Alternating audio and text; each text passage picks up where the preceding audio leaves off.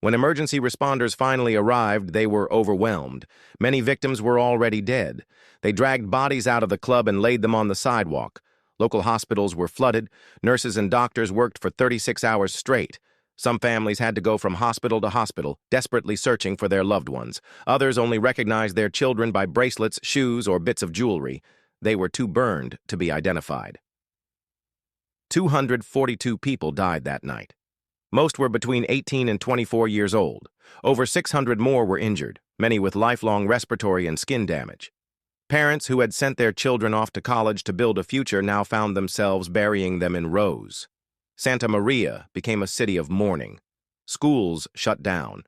Churches held vigils for days. Psychologists from across Brazil volunteered to counsel survivors and families.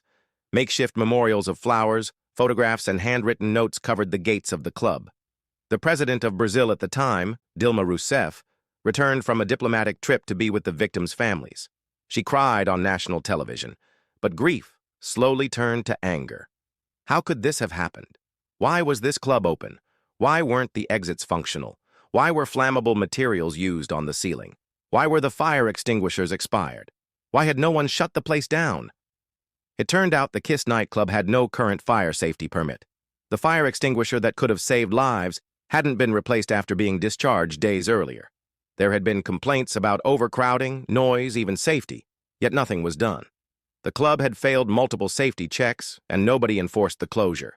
4 men were arrested, the 2 owners of the club and 2 members of the band. They were charged with manslaughter and negligence. In 2021, after almost 9 years, they were convicted and sentenced to 18 to 22 years in prison. But in 2022, the verdict was overturned on appeal due to a legal technicality, sparking another wave of outrage from the families. They called it a second death. Justice denied. Eventually, Brazil's Supreme Court reinstated the sentences in 2024. The 4 men were ordered to return to prison. But for many, the damage was already irreversible. The site of the nightclub has since been demolished. In its place stands a solemn memorial, 242 vertical wooden beams, one for every life lost, each one carved with a name, a date, a story that should have continued. Brazil did make changes. Pyrotechnics were banned from indoor venues, fire codes were tightened. Clubs are now required to have working alarms, illuminated exits, and regular inspections. But these changes were written in the blood of young people who just wanted a night out. Don't forget to like, subscribe, and hit the bell so you never miss a new story.